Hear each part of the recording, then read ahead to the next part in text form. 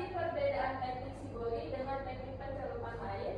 Dan yang ketiga, peserta didik dapat menganalisis, berdiskusi, dan mempresentasikan karya shibori yang telah mereka lakukan berdasarkan aspek kerapihan, keindahan, dan motif. Selanjutnya dan yang terakhir, peserta didik dapat menunjukkan kemandirian dan tanggung jawab dalam menyelesaikan tugas. Jadi, itu adalah poin-poin utama yang akan kita capai untuk pembelajaran hari ini. Selanjutnya itu ada video, bisa dilihat semuanya.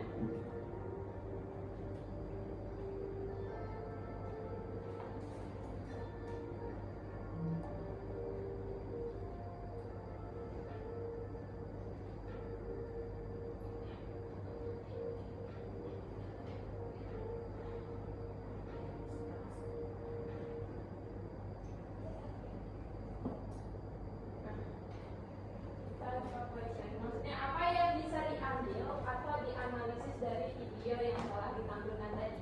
Jadi teman-teman ada yang bisa mengambil atau menganalisis dari objek yang telah ibu berikan tadi, atau mau ditonton lagi videonya? Tonton lagi.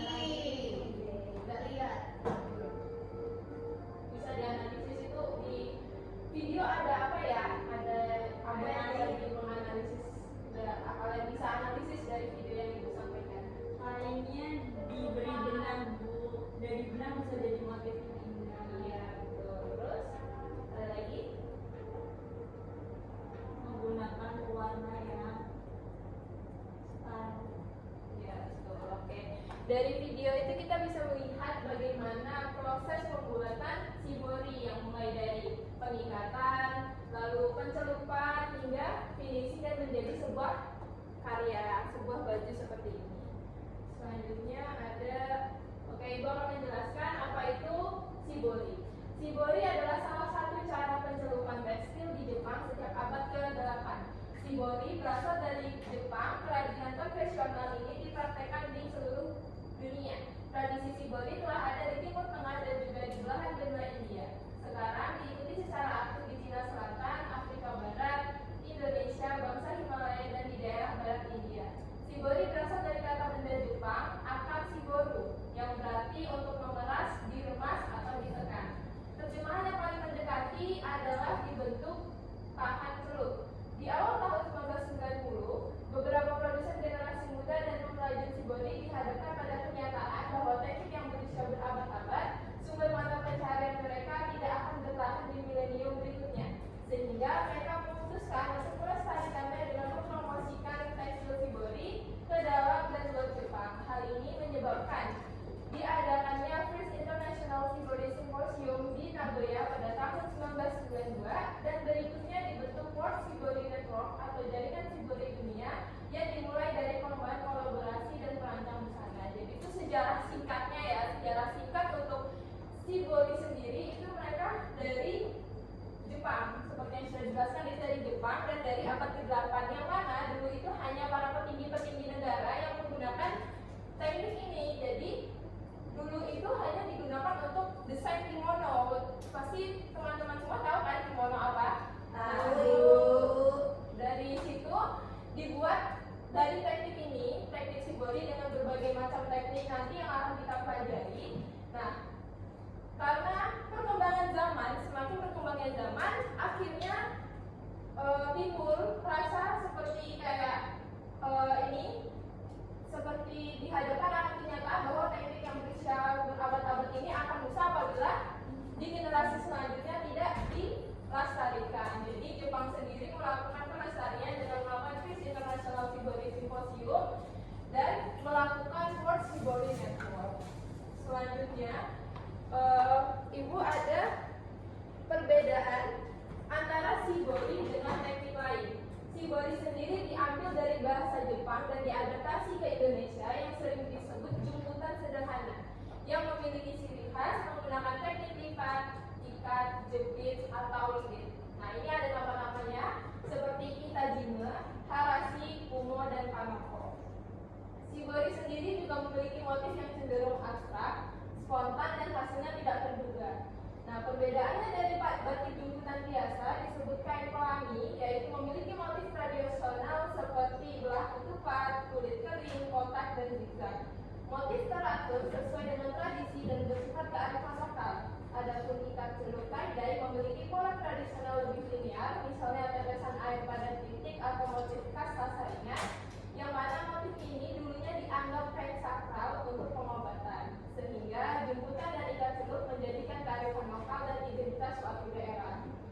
Nah, di bawah ini ada contohnya yang warna biru. Yang berwarna biru itu adalah contoh dari beberapa teknik yang digunakan dalam teknik shibori, yang mana dari motif-motif yang diberikan itu terlihat abstrak.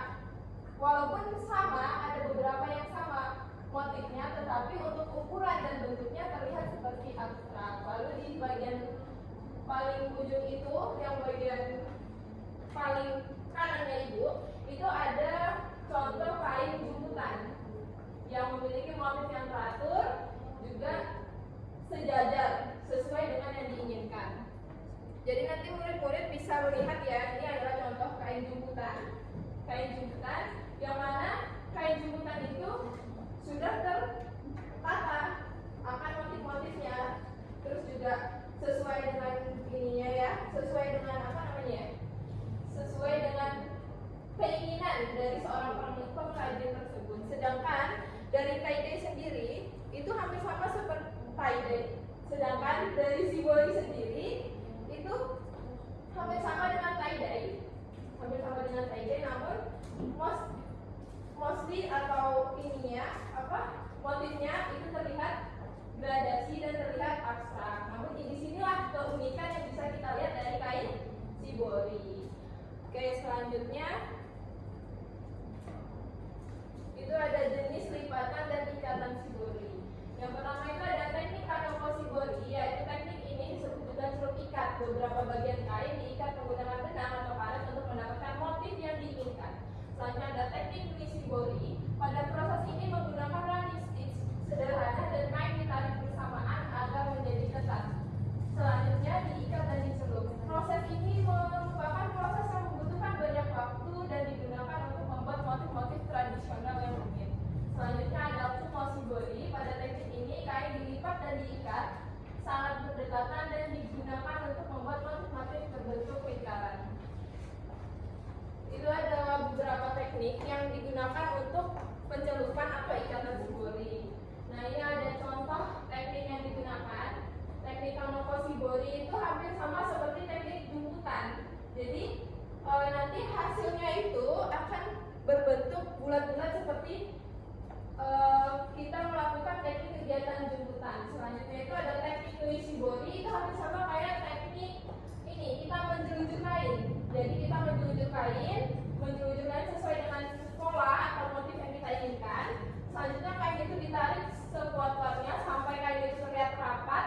Agar apa? Agar warna itu tidak masuk ke motif yang kita inginkan. Selanjutnya adalah teknik kumo shibori. Nah, teknik kumo shibori ini hampir sama seperti jemputan, tetapi teknik kumo shibori ini dia diikatnya itu dari bawah sampai ke ujung dengan ikatan yang kuat, atau dari ujung ke bawah sampai ikatannya itu benar-benar tidak lepas dari kain tersebut.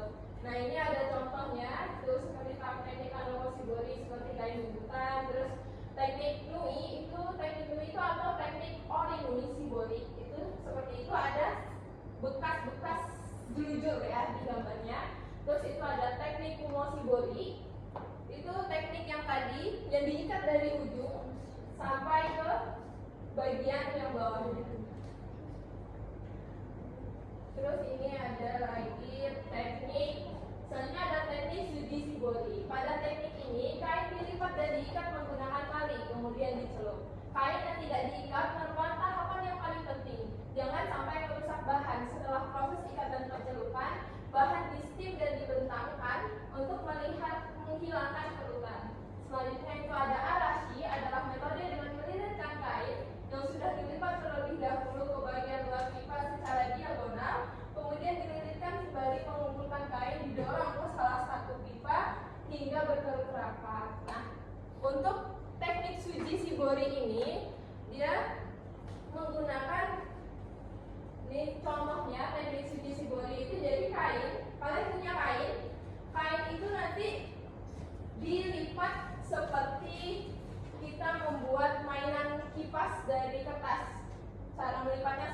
itu. Lalu nanti di bagian ujungnya, di bagian ujung kedua sisinya itu diikat kuat dengan benang. Nah, selanjutnya setelah diikat kuat dengan benang, ditali dengan kuat seperti itu agar warna tidak masuk ke dalam kain. Selanjutnya ada teknik arasi shibori. Teknik arasi ini kita membutuhkan paralon atau pipa. Pokoknya kita membutuhkan sesuatu yang berbentuk lonjong itu atau apa ya namanya? Bentuk panjang. Nah, setelah itu ya berbentuk tabung. Selanjutnya itu nanti kain sebenarnya sama pengerjaannya dengan teknik suji shibori. Yang membedakan adalah dia menggunakan paralon dan nanti caranya adalah dia dibuat dengan secara diagonal lalu diikat secara kuat dan akan menghasilkan teknik arasi shibori ini. Nah, dari teman-teman apakah udah ada gambaran nih gimana teknik dan lipatan dari ikatan shibori? Oke. Selanjutnya itu ibu ada sedikit ini ya membuat praktek beberapa tentang shibori ini sendiri. Ini hasil praktek itu sendiri, yaitu ini ada dari teknik suji shibori. Hasilnya seperti ini ya. Dari teknik suji shibori itu yang ibu lakukan. Jadi nanti dia akan berbentuk seperti vertikal seperti ini. Nah, seperti ini. Selanjutnya itu ada teknik kumo shibori. Teknik yang menggunakan tadi seperti teknik jemputan, dengan bedanya itu kain itu diikatkan dari ujung sampai ke bagian yang paling bawah. Jadi seperti ini. Jadi seperti ada sisa-sisa benang yang membentuk seperti jaring laba-laba ya, teman-teman, seperti jaring laba-laba. Terus selanjutnya itu ibu punya dari teknik arasi. Teknik arasi ini hampir menjadi seperti ini jadinya. Seperti berbentuk segitiga di bagian bawah sampai ke atas seperti itu. Oke, selanjutnya ada prinsip warna shibori. Setiap proses pencelupan pada teknik shibori menghasilkan pola yang unik dan tidak pernah sama, sehingga prinsip utamanya adalah memanfaatkan ketidakpastian motif sebagai nilai estetika. Teknik ini digemari karena relatif sederhana dan cepat ditali pembatik, namun tetap menghasilkan corak yang khas. Dalam hal pewarnaan, shibori memiliki kesamaan dengan batik, yaitu sama-sama menggunakan prinsip perintang warna, tetapi berbeda jenis perintang yang dipakai. Jika batik menggunakan malam atau lilin panas, maka shibori menggunakan alat sederhana seperti karet, benang, nilon, jepitan, atau kelereng untuk membatasi masuknya warna pada area tertentu kain. Penggunaan pewarnaan kreatif pada serat alami dengan bantuan cairan fiksasi seperti waterglass menjadi bagian penting agar warna lebih kuat, menyerap baik dan tidak mudah luntur. Selanjutnya dengan demikian, prinsip warna dan pewarna pada shibori menekankan kombinasi antara teknik ikatan sebagai pelintang dan pemilihan pewarna yang sesuai agar dihasilkan motif kontras, tahan lama dan bernilai estetis. Jadi warnanya ini, warna yang kita gunakan nanti adalah pewarna remasol, pewarna kimia ya teman-teman. Jadi nanti kita itu akan melakukan proses pengikatan, terus habis itu kita melakukan proses pencelupan atau melakukan warna terlebih dahulu, lalu mencelupkan dan terakhir melakukan fiksasi warna dengan waterglass. Oke. Selanjutnya nih, kita ada proses dan langkah kerja. Seperti yang ibu sampaikan ya barusan, yang pertama yang akan kita lakukan adalah menentukan pola lipatan, mulai dari persiapan kain dan menentukan teknik yang akan digunakan. Selanjutnya kita ada mempersiapkan larutan pewarna. Yang ketiga proses pencelupan, yang keempat fiksasi warna, dan yang kelima ada pembilasan dan pengeringan. Dan yang terakhir kita akan melakukan finishing, yang mana kain tersebut bisa langsung kita setrika setelah pengeringan tadi sudah langsung disetrika dan bisa langsung digunakan untuk kebutuhan kita masing-masing. Nah, dari semua proses yang kita lakukan tadi, dari semua teori yang sudah disampaikan tadi, tidak lupa dengan teori keselamatan dan kesehatan kerja atau K3. Jadi nanti selama kita akan melakukan pencelupan, itu nanti kita akan menggunakan alat pelindung diri seperti APD. APD-nya ada yang tahu apa aja biasanya untuk pencelupan ini kegiatannya?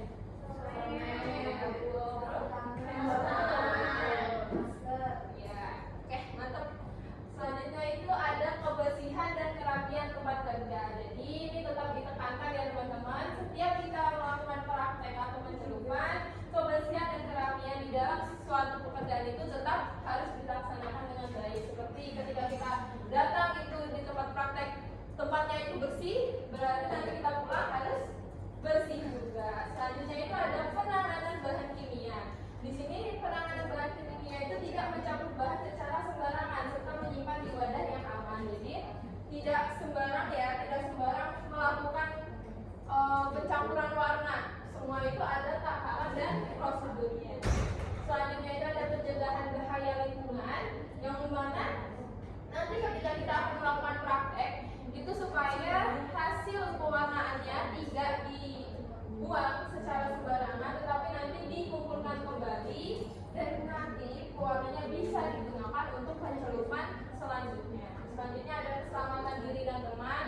Nah ini nih, ibu mau supaya kita nanti pencelupan itu teman-teman gak ada yang bercanda, gak ada yang bergurau yang mengakibatkan nanti hal-hal yang tidak diinginkan seperti warnanya terkena baju, terus tiba-tiba kepleset karena barang-barang yang kita gunakan selama praktek nanti. Jadi supaya bisa fokus saat kita melakukan kegiatan pencelupan. Selanjutnya itu ada kesehatan tubuh. Nah, kesehatan tubuh di sini tuh ini selain saat kita berangkat ke sekolah dalam keadaan sehat, itu nanti setelah praktek supaya walaupun kita menggunakan sarung tangan, tangan itu tetap dicuci bersih di air yang mengalir. Jadi tidak lagi di tangan itu tidak ada lagi zat-zat kimia yang akan membahayakan tubuh kita semua.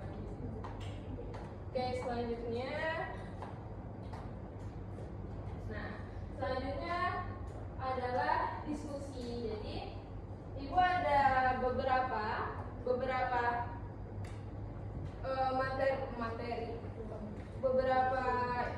materi yang bisa teman-teman ini analisis mengenai materi pembelajaran yang telah kita pelajari tadi. Jadi ibu akan membuat dua kelompok teman-teman supaya bisa menganalisis dari pembelajaran yang telah disampaikan tadi.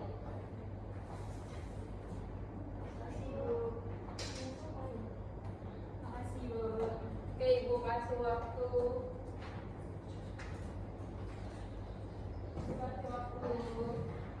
beberapa menit ya untuk melakukan diskusi.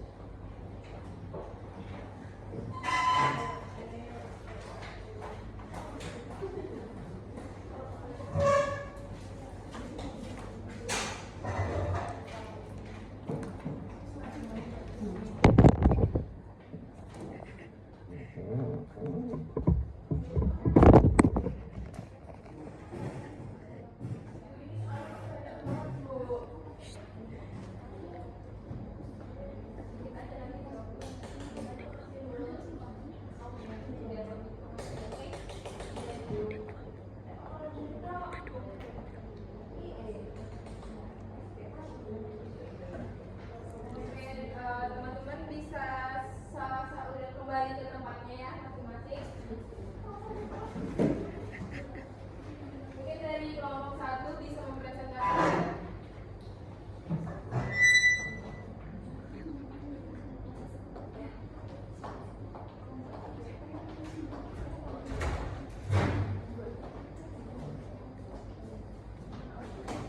Assalamualaikum warahmatullahi wabarakatuh. Waalaikumsalam warahmatullahi wabarakatuh. Kami dari kelompok 1 akan membacakan hasil diskusi kami. Pada gambar ini menggunakan teknik suci, kemudian umum. Keduanya menghasilkan pola yang sangat beda, yang kemudian memberikan dampak visual dan tekstur yang unik pada busana. Kemudian faktor apa saja yang mempengaruhi hasil motif shibori? Faktornya teknik ikatan, harus ada kekencangan ikatan, kekuatan dan kerapatan, jenis dan kualitas kain, jenis dan konsentrasi pewarna, dan proses fiksasi. Kemudian pada kesempatan atau gaya busana apa motif shibori tersebut paling sesuai digunakan? Nah, motif shibori kumo dan suji ini paling sesuai digunakan pada gaya busana yang berbeda tergantung pada kesan yang ditampilkan. Motif kumo berpola acak seperti awan dan sarang laba-laba sangat cocok untuk gaya casual, bohemian, dan kontemporer. Kemudian suji sering diaplikasikan pada busana kerja, kemeja, atau dress dengan potongan tegak karena memberikan kesan melengkapi. Kemudian bagaimana solusi yang tepat untuk menyelesaikan motif shibori agar cocok digunakan oleh berbagai karakter pemakainya. Solusinya dapat digunakan oleh berbagai karakter pemakainya dengan menerapkan pendekatan desain yang fleksibel dan menyeimbangkan kontrasnya. Selain itu, penerapan motif secara strategis atau krusial seperti hanya pada kerah, mansret, atau sebagai aksen gradasi memungkinkan pemakainya konservatif untuk tetap menggunakan sentuhan shibori tanpa terlihat berlebihan. Sekian presentasi dari kelompok kami. Oke, terima kasih. Selanjutnya kelompok 2.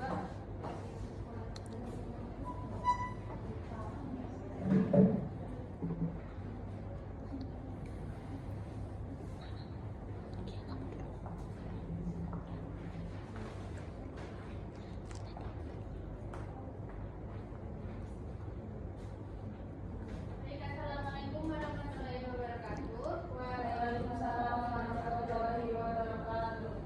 Kami perwakilan dari kelompok 2 akan menjelaskan hasil diskusi kami. Yang pertama, untuk pada gambar ini teknik shibori yang digunakan di sebelah kanan ini ada teknik arasi dan yang di sebelah kiri ada teknik kanoko. Untuk yang kedua, motif kanoko dihasilkan dengan mengikat bagian-bagian kecil secara acak. Kemudian teknik ini nantinya memberikan kesan playful dan energetik. Ini cocok untuk gaya santai hingga semi formal karena sangat fleksibel. Kemudian untuk teknik arasi menghasilkan pola garis-garis memanjang yang tegas dan diagonal. Ini memberikan kontribusi pada busana kesan flowy dan dramatis. Kemudian untuk faktor apa saja yang mempengaruhi hasil motif shibori, itu yang pertama ada teknik ikatan atau lipatan atau jahitannya. Kemudian yang kedua ada kekencangan ikatan. Yang ketiga jenis dan kualitas kain. Yang keempat jenis dan konsentrasi pewarna. Yang kelima jenis dan konsentrasi pewarna. Dan yang keenam proses fiksasi atau penguncian warnanya. Kemudian yang kedelapan, pada kesempatan atau gaya busana apa motif shibori tersebut paling sesuai untuk digunakan. Untuk kanoko ini karena dia memberikan kesan ringan dan ceria, ini cocok untuk busana santai. Sementara arasi ini memberikan kesan elegan dan terstruktur sehingga cocok untuk kesempatan yang lebih formal. Kemudian solusi yang tepat untuk menyelesaikan motif shibori agar cocok digunakan oleh beberapa karakter pemakai, ini bisa digunakan oleh beberapa karakter pemakai dengan memprioritaskan fleksibilitas desain dan modernisasi visual sehingga bisa menggunakan kontras warna yang rendah atau palet netral sehingga tampilannya tidak terlalu mencolok. Sekian dari kelompok 2. Wassalamualaikum warahmatullahi wabarakatuh. Waalaikumsalam warahmatullahi wabarakatuh. Terima kasih kelompok 1. Dari dua kelompok sepertinya sudah mengerti semua ya mengenai materi kita hari ini. Selanjutnya ada evaluasi, itu bisa di-share teman-teman, bisa di-scan. Bisa di-scan evaluasi hari ini, pembelajaran kita hari ini tentang materi shibori. Nah, nanti ketika mengerjakan apabila tidak sesuai KKM, nanti Ibu akan mengajarkan remedial dan teman-teman yang tidak sesuai dengan KKM bisa melanjutkan pengayaan. Nah, akhir dari pembelajaran kita hari ini yaitu pembelajaran teori shibori memberikan pemahaman bahwa shibori adalah teknik pencelupan tradisional Jepang yang menghasilkan pengolahan warna melalui proses mengikat, melipat, menjepit atau melilit kain. Setiap teknik seperti kanoko, fumosugi, atrasi, dan umimi menghasilkan karakter pola yang berbeda sesuai perlakuan fisik pada kain. Secara keseluruhan, pembelajaran shibori memperkuat pengetahuan tentang asal-usul budaya, variasi teknik, perbedaan dengan metode pencelupan lain, dan penerapannya dalam busana sehingga menjadi dasar penting dalam pengembangan keterampilan tekstil. Oke, sekarang pembelajaran kita telah selesai mengenai shibori. Jadi nanti Ibu mau di pertemuan kita selanjutnya, itu kita akan melakukan teknik pencelupan shibori, akan melakukan praktik. Jadi Ibu tidak akan memberikan tugas, tapi Ibu mau kalian menyiapkan barang-barang yang diperlukan untuk teknik shibori itu nanti. Yang pertama dari alat-alatnya seperti celemek, sarung tangan,